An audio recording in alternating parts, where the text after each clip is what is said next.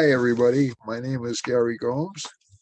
I finally got my haircut, as you can see, and I'm over the earth. I beat William Shatner there, and I'm here to talk to you about Vedic astrology and also the impact of Saturn, because Saturn's about to go direct over the next 24 hours. So it's October 9th as I'm doing this. And I'd also like to talk about Saturn and the retrogrades general effect and why these past few weeks have seemed so tough and why you'll see um, essentially a springboard of activity after October 17th, 18th. The basic thing is I'm going to pull up the chart for you to look at. Oh, by the way, for those of you who want to contact me about readings, the best way to contact me is probably through my cell phone, 508-525-0001. I also have a website for the Northeast Institute of Vedic Astrology and Studies. You can also contact me at neivas@comcast.net or at Crystal Expectations at 508-990-7898. And I am accepting students. I am accepting readings, and we are in the process of writing a book. We are in the process of expanding the webpage, or the or not the webpage, excuse me, the YouTube channel. We are in the process of expanding. I'll be talking with tomorrow. It's Navratri, which is a very special time of the year in India. So it's the 9 days of the goddess, and Navratri is really a really auspicious time to be commencing things. And I think these retrogrades, when they go direct, will uncover a lot of secrets that have been kept from people over the past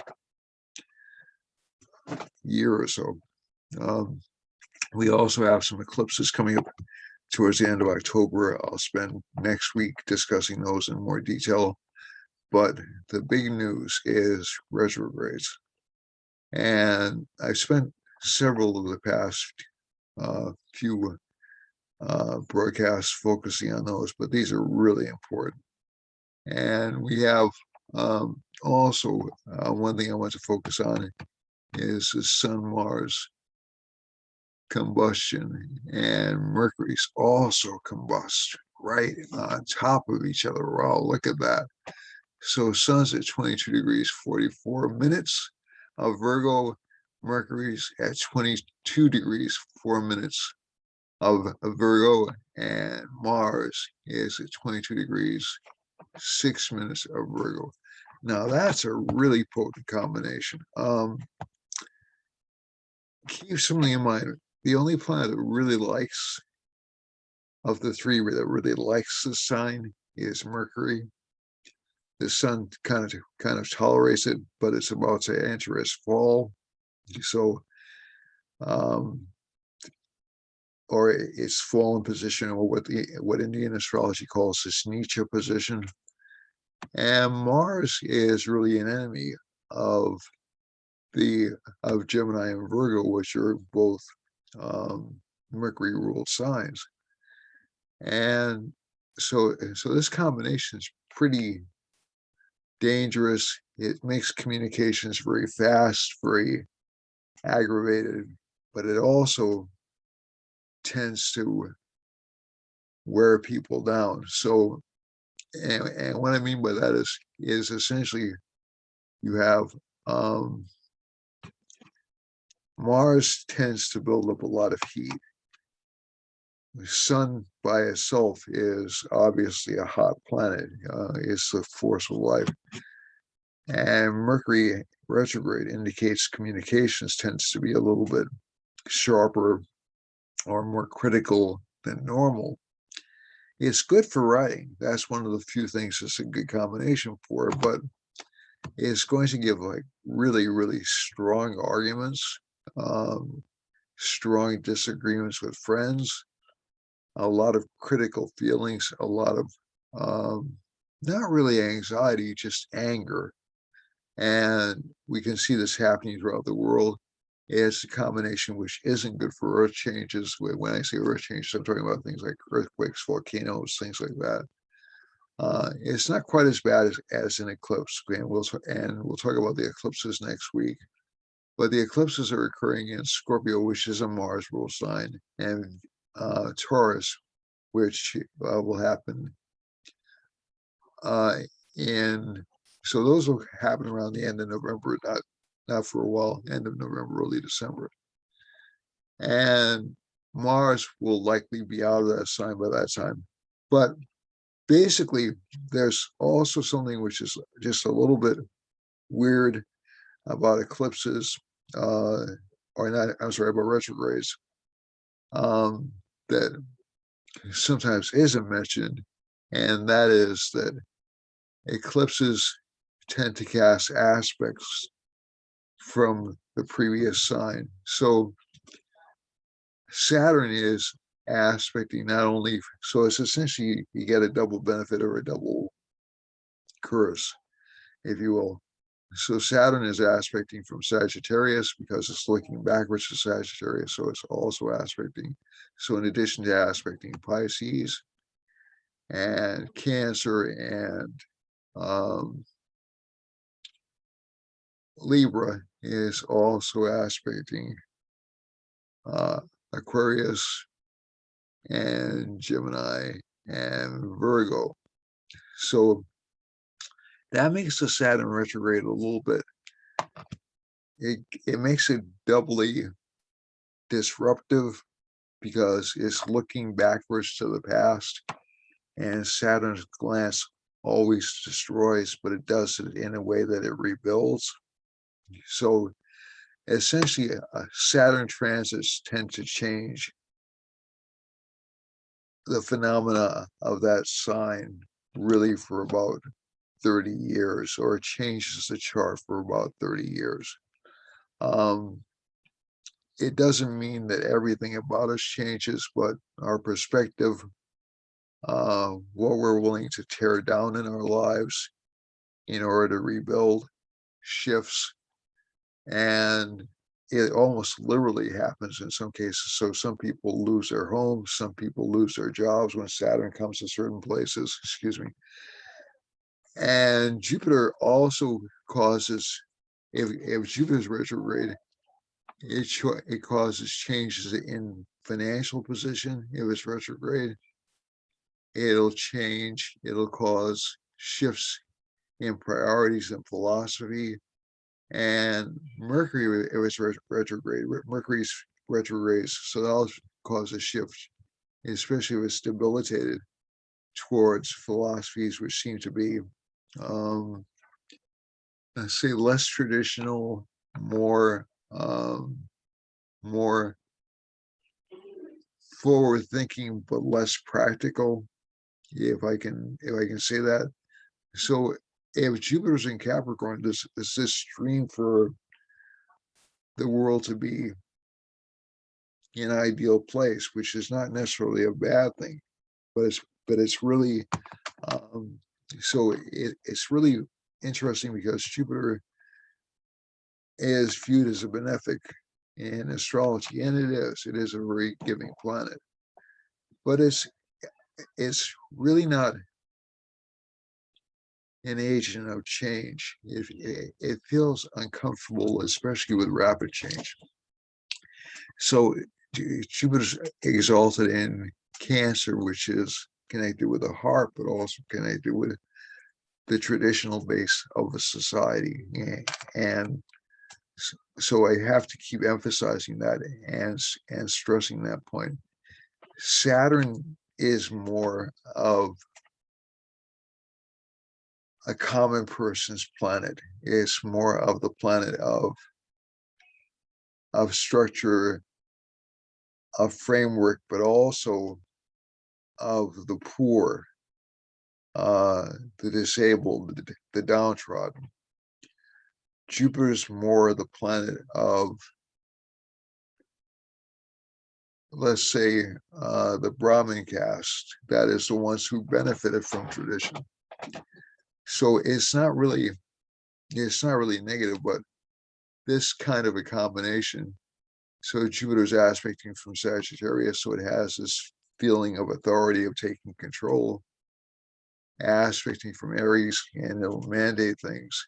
And it's also aspecting Gemini, so it's making Gemini very optimistic and hopeful, and also aspecting Leo. So there's kind of a charge towards getting, towards feeling happy, prosperous, lucky.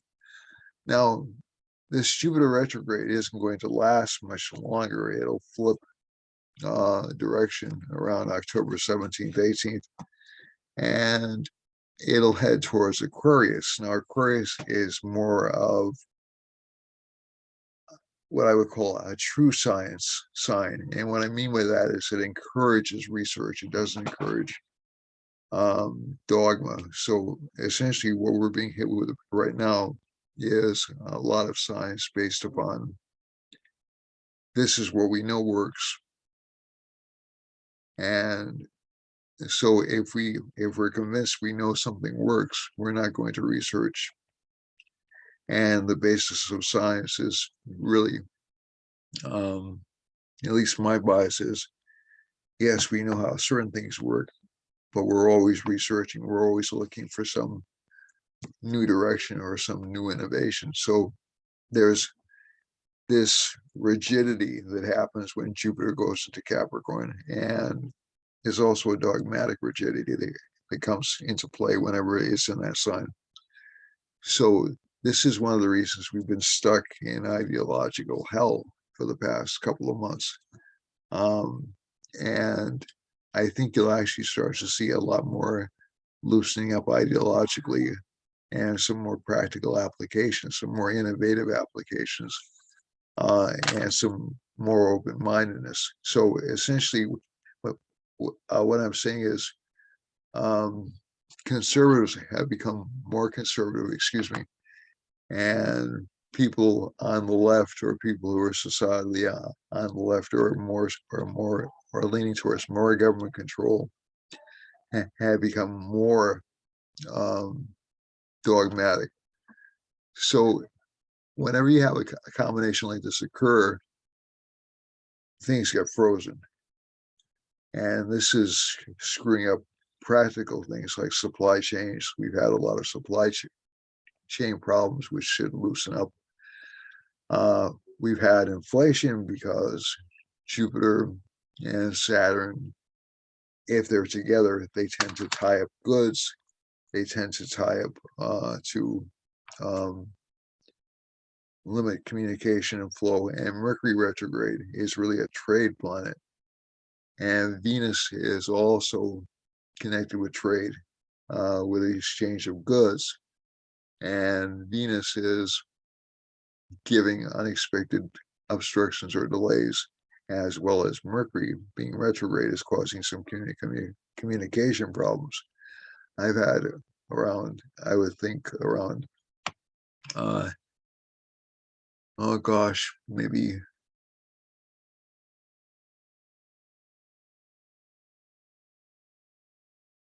10 revised appointments during the past couple of weeks. Some by me, some by people in medical fields, some by people in other agencies I'm dealing with. So it's not just personal with me. I'm sure everybody else is experiencing this. And this Mercury-Mars combination is going to mean we're going to be kind of short-tempered this week. The moon being in Scorpio has also been kind of rough because this is a sliver of a moon. It's relatively weak. It should get better as the week goes on. And it's in Scorpio. So Scorpio is kind of a depressing sign, but it does aim to getting help from others. And the K2 can lead to a little bit of depression or a little bit of of down-spiritedness. There is some financial growth indicated from this combination, but this really won't come for a while. The rising sign is Aries, and the moon is in the 8th house. So home life seems, so a lot of people seem to be sort of like shut in or stymied. And let's talk about Mercury again.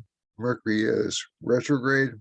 It's in Virgo, is aspecting back from Leo, so it's aspecting um, Aquarius, and it's also aspecting Pisces. Now, this thing about what I would call shadow aspects is really interesting because it first came to my attention when I was studying with K.M. Rao in the 1990s. And it's a really good way to explain why retrogrades feel so difficult. It's not that they're necessarily bad. It's that they're influencing. So you have 3 planets which are influencing 1, 2, 3, 4, 5,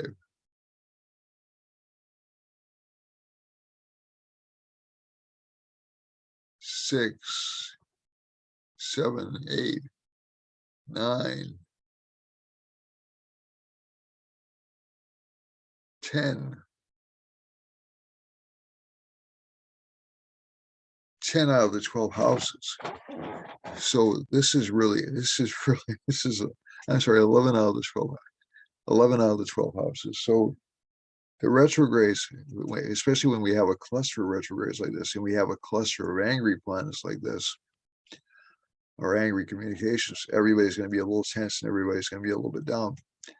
The new moon actually gives people a lot of energy to try to change things, and a lot of people are thinking about making changes in their lives, but they won't really have the courage to do it until they see how the lay of the land is, probably around November 17th. But basically, is caused with Venus with K2, it causes you to detach from relationship life, to sort of like give up a little bit in relationship life and just see where it flows. It can give unexpected benefits. And we see from this chart, Venus and K2 are right on top of each other. And this will cause a little bit of a lack of optimism in relationship matters. And the moon was just passing over earlier today, and I know I felt this personally. The other thing is Mars is aspecting Sagittarius, so it's making us a little bit less than optimistic about foreign affairs, so it's hitting globally and locally. So whenever you have combinations like this, I think people will breathe not necessarily a sigh of relief, but they'll feel a little bit better after October 17th, 18th, and they'll feel like there's a lot more clarity. They won't be quite as unrealistic. They won't be quite as depressed after Venus changes signs in about, oh gosh, they'll feel less depressed than they do now, but after Venus changes signs in about, oh, we're saying about 22 days, okay, when Venus moves into Sagittarius. Now, that'll make Venus sensitive, but it won't make it depressed. So if any of you are having relationship problems out there right now, or feeling a little bit of boredom or a little bit of lack of ambition or a little bit of lack of happiness, and you only feel happy when you're meditating or you're by yourself, that's the Venus K2 conjunction, and it's a little bit underscored because it's happening right now when the moon is in Scorpio. So there's a strong sex drive when Venus is in Mars sign, but it's a little bit muted, and there's a little bit of hopelessness. So people are considering relationship partners they hadn't considered before. They're they're saying anybody will do, and then when somebody gets interested, they're saying, no, I'm not. I don't, I don't want to be involved with you. So it's really, it's a tough month for relationships. It's good for maintaining what I would call psychic bonds with people. And for those of you who've never experienced those, um, I empathize with you. But you really do have, if psychic bonds sounds a little too strong, emotional bonds with people tend to be a little bit more easier to understand. It sounds less esoteric, less new agey, but K2 causes that kind of psychic bond too with people. And essentially what I mean by that is, if people are hurting and even if people are hurting in other parts of the world or feeling stressed out in other parts of the world, you feel that as well. So I think that this is kind of a difficult time. I'm not going to underscore it. There will be big changes coming over the next 3 to 4 months, in particular because of, not only because of Saturn going direct again and finally moving into Aquarius, but also because of Rahu and Ketu changing signs around March of next year. Now, there's something else that I want to point out about this week, and this is kind of important. You usually in my program see Rahu and Ketu underlined. That means they're retrograde. This is a 20th century invention. This is called a true node. And true nodes, so traditional Indian astrology uses what's called the mean node, which is they take the average movement of Venus through the heavens and the average motion of Rahu and Ketu. That's a Mercury retrograde. I'm going to blame that on. And they set it so that it's the average motion of the eclipses. Way back in, I think it was I want to say it was the 50s or the 60s, there was a move towards doing what's called a true node. It could have happened earlier, right? I'm fuzzy on the history on that. But true nodes allow for the nodes, these imaginary points, to go stationary direct. Stationary directs usually imply big events are going to happen. So there have been a lot of shootings, reports of a couple of shootings over the past few days. These stationary direct environments, essentially, that'll make Ketu and Rahu much more powerful. And so we're going to feel like there's a big change that's imminent. But Rahu and Ketu are kind of like tricksters, but they are dangerous planets. They are dangerous entities because they can cause these kind of like wild mood swings. So Rahu gives a lot of feeling of anticipation that something great is going to happen. And Ketu gives a feeling that something unexpected is going to happen. And it probably will, but when it does happen, Rahu will say, "Oh, it's no big deal. Like, I was expecting something grander." So we're not going to shift back to we're not going to see a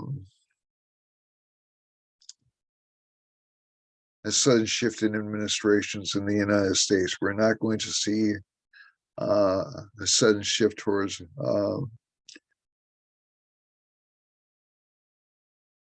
massive approval of a spending bill. We'll see a spending bill probably before the end of the month, or probably before I'll amend that before the end of the year, but not before the end of the month. And yeah, a lot of this is just K2 just sort of like underscoring the problems we're having. So I've seen a lot of nutty drivers, as I'm sure you have. It's partially anger, but it's also partially carelessness. and people's spouses can get sick, marriages can seem sick, business partnerships can seem sick. And it's all because of this particular conjunction, but it's a very special conjunction, because, as I said, it'll either shift things over or or or make a break in a long-standing relationship. Even if the couple doesn't decide to end the relationship, there'll be a lot of changes, and this is particularly tough on people who have Scorpio and Taurus, or prominent planets placed in those, or planets connected with the seventh house. So people who have seventh house lords with Rahu may be shaking after an illusion, and people who have Ketu may be or Scorpio sun signs may be a little bit bored or feeling a little bit discontent. So, but it'll be extreme this time. Also, Ketu does tend to take money away, so people who have strong Venuses will tend to see some of their money taken away, or expenditures increase. So again, these aren't things to get. And again, keep in mind, as changes occur, and Shana Devi Hosman said it very well in one of her presentations that I saw. Shana's a friend and a student of mine, and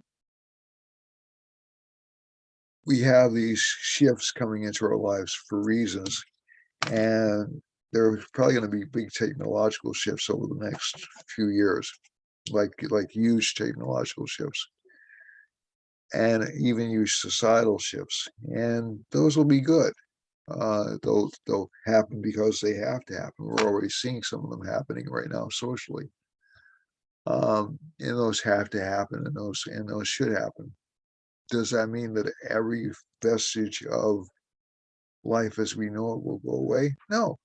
There'll still be some traditional aspects, so you're not going to change a world that's basically been defined by greed for thousands of years, change to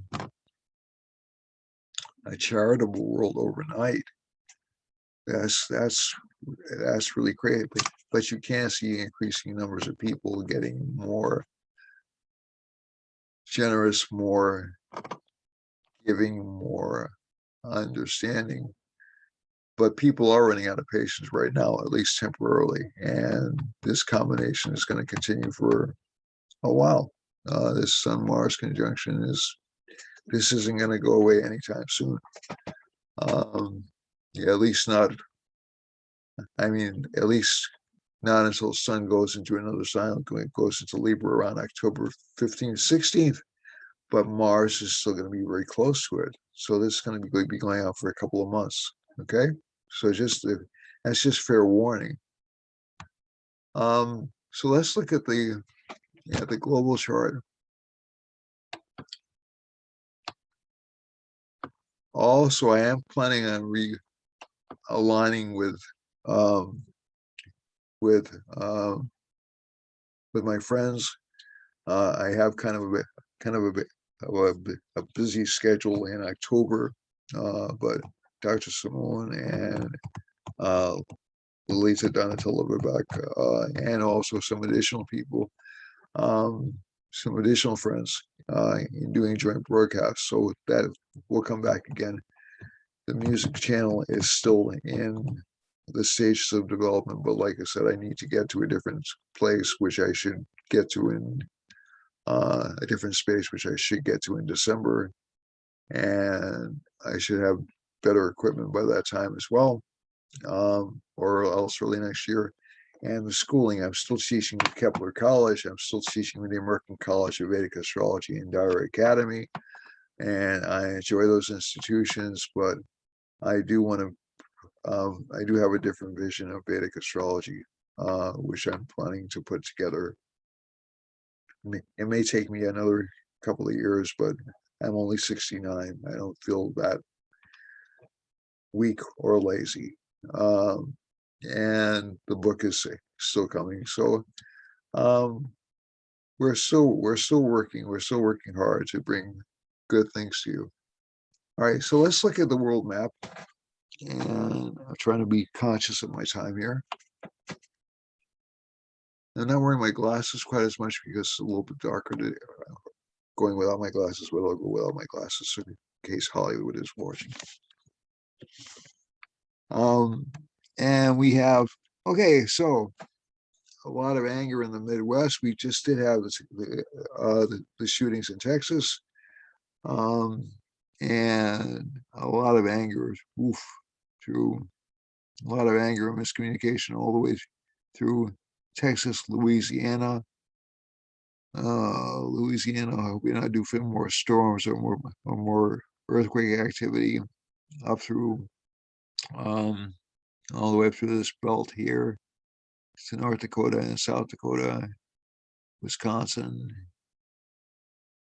Looks like a tough period for them. East Texas. Now these bands tend not to be local. Some problems down in Costa Rica and in the southern tip of Mexico as well. Easter Island gets hit a little bit. At least it's not hitting mainland South America, but it will disturb the coast of South America. And if we look over here, there's a Jupiter-Venus moon combination over here in Alaska. So again, we have to watch out for flooding or unexpected naval accidents, or maybe even some volcanic activity, some price increases in Hawaii because of the Saturn placement. And also over here, let's go over here. So we have nothing really happening on the East Coast of the United States, but the heartland is upset with us. The heartland is upset pretty much with government right now. They're not at all pleased with government. That's not a surprise, but that's showing very obviously. So I'm wondering if we're going to have more protests or more shootings in the Midwest. And this isn't to scare people, or maybe even some militia activity out there. And again, this is speculation, so keep that in mind. Saturn is passing through Brazil, so that's, again, Brazil still has a share of problems. The Moon and Venus are passing near Rio de Janeiro, Sao Paulo, and a lot of this combination can give unhappiness, emotional distress, just a lot of worry. We don't have any activity or we don't have very much activity in the Atlantic, at least on the North Atlantic, except for the moon. So shipping there should be some danger to shipping over here. But this is a relatively good line right here.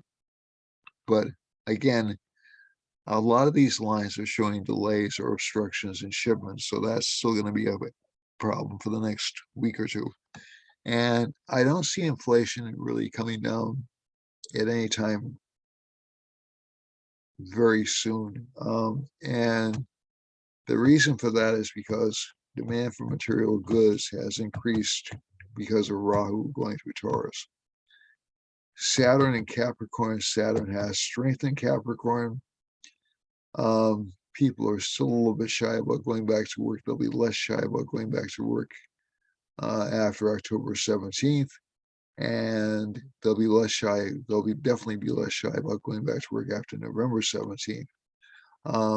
And I think really that's not a surprise given what we're seeing in the news right now. In France and England around the London area, and also we have this line running through here, a Saturn line. So London's going to be smacked. France is going to be smacked. Some very strong unfavorability towards the governments in Spain, France, and England, and even Scotland. So I think you're going to see some disruption in that part of the world as well.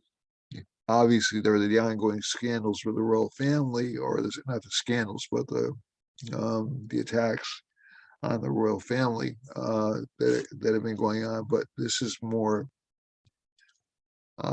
populist. This is less connected with royalty or with um, status. Is more connected with the average person being hurt. And this is especially true as we get to South England, close to the Isle of Wight, and also towards northern France. This also goes through, I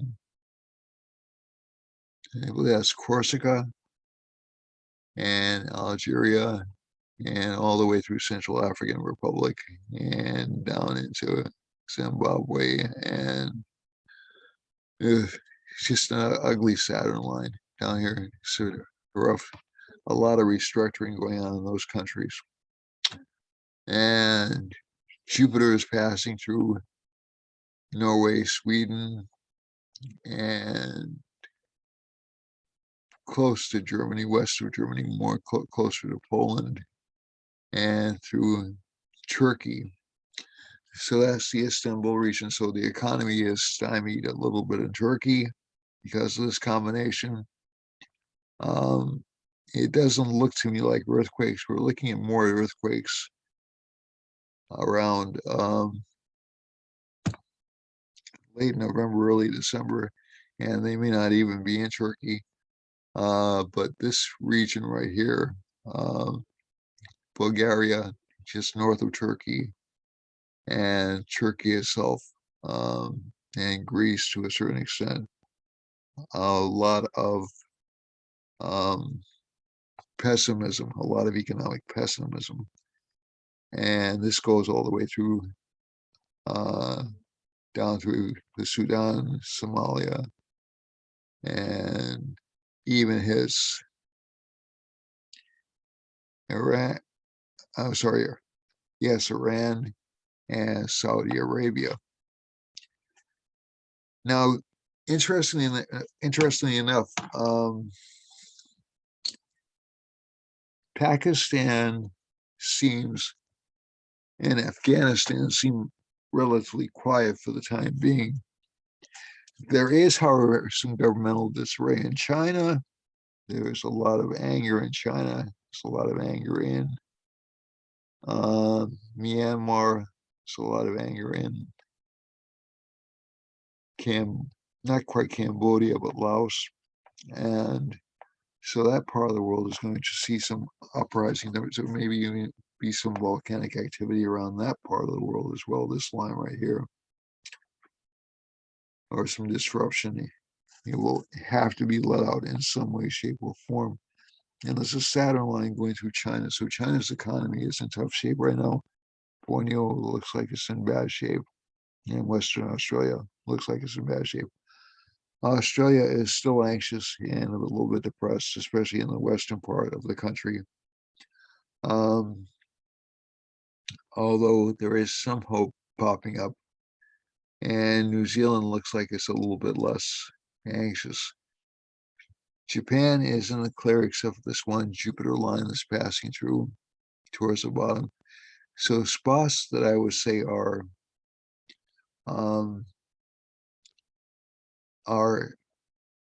in difficulty.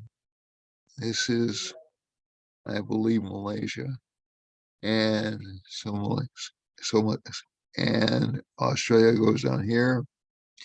So this part right here, this line right here is a little bit depressing. Central Europe, as a matter of fact, through Russia, down through China, down through Myanmar, I would expect to see either some really cruel actions by the government or some kind of popular uprisings.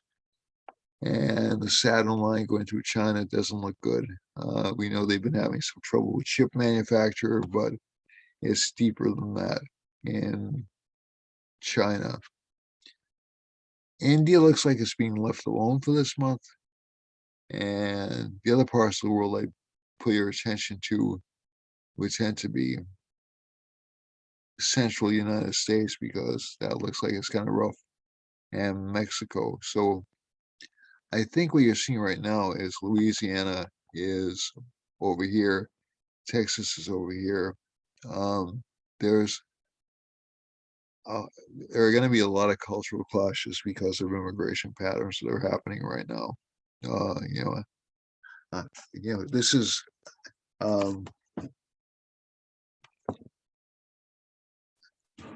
I'm not pro or anti-immigration. I'm just essentially reading the map. So I'm just trying to tell you about that. In terms of diseases, there will be some problems with some of the vaccines over the next month or so, and it's mainly because of the Venus K2 combination. But they will develop new vaccines or new treatments over the next couple of months as well.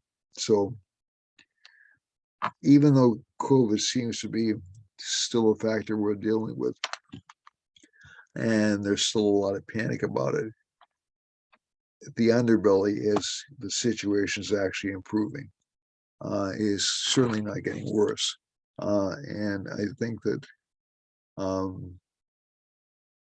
so again, it isn't time to say it's licked, but basically the planetary trends do show overall improvement, especially after November 17th, and definitely after next March. And so let's go back to the local charts. So let's talk about you, the viewer, and we'll see if we can fit everybody into 18 minutes. All right, so since I've started this broadcast, the rising sign has moved to Rahu, so we should be expecting some fear and panic to be large factors over the coming week or so. Again, that'll be a lot of it will have to do with Saturn. When Saturn goes direct, bills come due. That's really what it happens. And so you're going to be seeing a lot of things that were put off getting essentially pushed back into focus next week, in terms of payment and any slack anybody's been given. This includes slack you've been given administratively or work-wise. A lot of that's, it won't go away completely, but there'll be a lot more accountability. Let's put it that way. All right, so starting with Aries. Aries has Rahu in the second house, strong desire for material success. Venus is in the seventh house, or in the eighth house, excuse me. It'll come from relationship partners. It won't come from the person's own efforts. It looks like in this chart, but it'll be strange and it'll be a little bit resentful, to be honest. Children, health looks okay for this sign, although they will be rather angry and rather punchy, rather aggressive, very competitive. And let's Mars aspects the ninth house, so, and Saturn and Jupiter are still in the 10th house. Still not a lot of gains, but you'll see a lot of career progress over the next year or so, mainly because of, and even over the next month, mainly because of Jupiter's transit and Saturn going direct. So a lot of career ambitions that have been put on the back burner you'll finally be able to achieve. For Taurus, Rahu's in the first house. A lot of emphasis on fame, recognition, but again, there'll be fear or maybe even a little bit of disappointment about that. But there will be unexpected gains and even unexpected people interested in your relationship-wise. In terms of children will be angry or difficult to control, but creativity will be strong. So that's the positive side of things. And also, luck will be strong, but you'll be very aggressive about claiming it. The moon's in the seventh house, so this could indicate change of partners or change of direction in life. And Sri Lagna is in the eighth house, so you'll link up with more prosperous people. Jupiter and Saturn are in the ninth. Again, it'll seem like slow movement until the end of next week, career-wise, but career changes will start to come.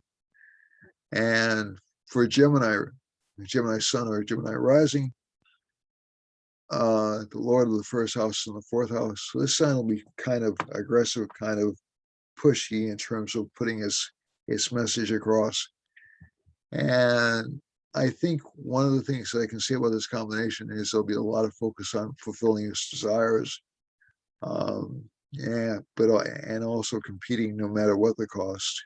So there would maybe be some family disagreements because of this combination. Yogi points in the third house here, so I don't talk about these things that much, but the Yogi point is connected with wealth and is in a fairly good placement for this sign, and it's going to be very good for Cancer and Leo when I get to that. But basically, from this chart, love affairs will tend to be a little bit meh. They'll run hot and cold for this sign. Romantic involvements will be. And there'll be some anxiety, some worry, some clinging on to them, trying to make them work, but less interest, really less attachment to them. And that'll last for only about another 3 weeks. Then sensitivity will be strong and the person will be hurt easily. People with Gemini suns or Gemini moons or Gemini rising. The other thing is Jupiter and Saturn are in the eighth house, so it does kind of restrict this person's luck until around November, but you will see a change in luck over the next 2 months. And Rahu's in the 12th house, so again, a lot of expenses, a lot of changes of appearance that shows up from this combination. Moon is Cancer. Cancer's ruler, the moon is in the 5th house when I'm doing this chart, along with Venus. So there's a lot of thought about partnerships and whether or not you can do things alone or whether or not you can actually go out there and be by yourself. And the sun is there's a lot of desire for financial gain and impatience connected with that as well. The other factor is home life will tend to be a little bit strange or detached, and there'll be some concerns over parents as well. Children will be a little bit moody or difficult to manage. Relationship life will start to finally feel like it's approaching some kind of normalcy, and people will feel less stuck in relationships than they have been. But there is, like I said, it's sort of like a clinging, even if relationships are going well, there's sort of like this vague dissatisfaction with them. And some people with moons or suns in Cancer will end up getting separated or divorced this year. Not all, it depends really on the birth chart. So that's something you have to be very careful about judging. So don't think that's going to happen to you. These are potentials in the chart, not absolutes. Whether or not a person stays in a relationship, unless the other partner says, I'm getting out of the relationship, is usually up to the person. All right, so getting on to, and the other thing I have to say about Cancer is Cancer has a lot of career recognition, a lot of famous friends coming into his life right now, and that's continuing. Leo has Sun, Mercury, Mars. It's going to be very aggressive about financial gains and financial success. Emotionally, though, it'll seem a little bit detached or tough to deal with, and a little bit dismissive. And emotionally, and it'll seem to have some struggles or some problems getting work, which should improve after November 17th. Rahu's in the 10th house. Again, it does give some frustrations career-wise, but basically Leo, because the yogi points in the first house, there'll be unexpected gifts or surprises of money. Virgo has Sun, Mars, and Mercury in it. Now, Mercury, when it turns direct in the sign, it's going to be absolutely marvelous. It's going to be really, really good in terms of communicating what you want when you want it. It'll make the sign very forceful. And it'll also cause the sign to spend a little bit more money because the Lord of the 12th house will be in the second house. But more money will come into Virgo over the next week or so. Venus, Moon, and K2 are in the third house. It gives it good, generally good ambition to detach from relationships. Fourth house Lord is in the fifth house, so children and creative life will be strong. There'll be a lot of work and a lot of connections with people from around the world. And Rahu's in the ninth house, so that'll give it increased success and recognition. Libra has Venus, Moon, K2 in the second house, so it's going to feel a little dejected. It'll be very focused on money and financial resources, but also it's had a lot of expenses because of family members over the past month or so, and also relationship partners. And Jupiter and Saturn in the fourth house, this indicates a restructuring of a dwelling or a building in the person's life, maybe even restructuring their educational and career life. And Rahu's in the eighth, so relationship partners will seem to be difficult to please, or will seem to have illnesses or sicknesses, which will be difficult to deal with. And finally, most of the career of this sign will be focused on building relationships or building partnerships over the next few months. All right, Scorpio has Venus, K2, and Moon in the first house, Saturn and Jupiter in the third. So a lot of focus on relationship life and dissatisfaction with that. Saturn and Jupiter are in the third house, so that gives the sign a lot of courage, a lot of determination to succeed. And Rahu's in the seventh, gives a lot of focus on the dissatisfaction component. There will be a change in relationship life over the next few months. A lot of Scorpios are very close-minded about their relationship patterns, but they will have some unexpected gains, but also some unexpected problems with recognition over the next month or so.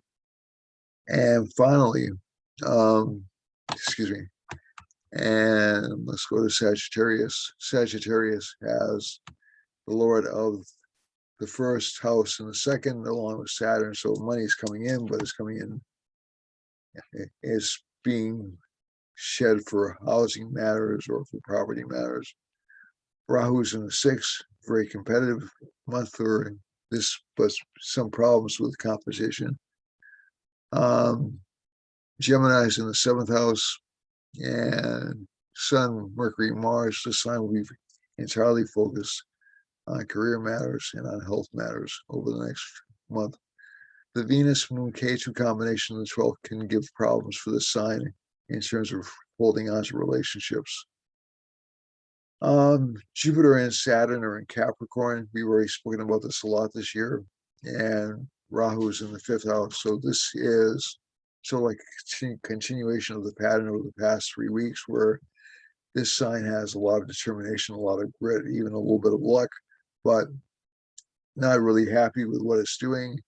And relationship life seems to be a little bit disappointing or a little bit dejected. So this sign actually has more relationship problems than most. So if I were to pick the 4 signs that have relationship issues the most, I would pick Scorpio, Taurus, and Capricorn, and Cancer just because of the way the lords are positioned and their lucky planets are positioned. But Capricorn will have a lot of luck, a lot of financial luck, a lot of gains, a lot of financial improvement over the next month, over the next few weeks or so. So that's a good sign. Aquarius has Saturn in the 12th, its Lord is in the 12th house. And I think whenever you see a combination like this, the sign tends to be a little bit introverted. It can't really get out and view things properly. It's sort of like stuck in one place. When Saturn moves into the sign next year, this sign will become extremely public. Especially with people with the moon in the sign, they'll be not really celebrities, but they'll be well known, and unconventional approaches and unconventional methodologies will work extremely well. Rahu is in the 4th house, so there's some problems with home life. The sun is the 7th house lord, so there's some disruption in relationship life because of the sun, and this sign is being picked on a little bit by its relationship partner. That'll end within about a month or so.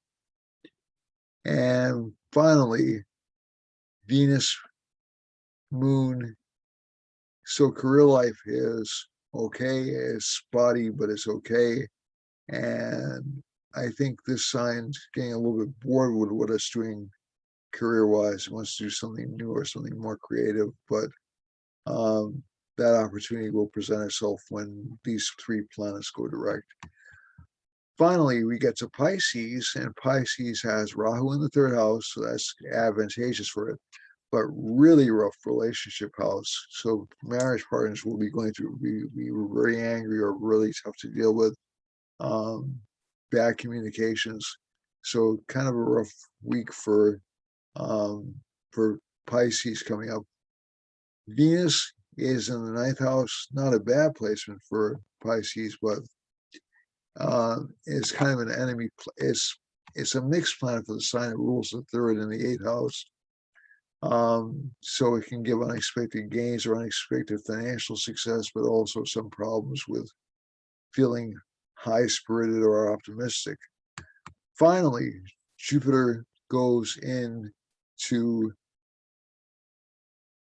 direct in the 11th house of gains. Saturn goes direct in the 8th house of gains tomorrow. So you'll start to see some improvement in terms of financial gains, although the pressure on this sign, hey, it will continue to be immense for the next few months. Okay, so while I rub my eye, that's it for this week. It's been a pleasure being with you. I hope you have a wonderful week. Don't look at these as being problems, but view these as being opportunities to rebuild and reconsider and rethink relationships, power situations, and status in life, because we very rarely get chances to change direction. These 3 retrogrades have given us a chance to think over the things we don't like in our lives and to focus on the things that we want out of life. So that's going to be very valuable for us over the next few months. So without further ado, I see Mickey's hand is starting to go towards the sign, so my hour is up. So I'm going to say goodbye. Auf Wiedersehen, arrivederci, good night, and namaste. Thank you very much, everybody, for watching, and please subscribe, like, comment, do whatever you like, but please subscribe. Thank you. Bye-bye.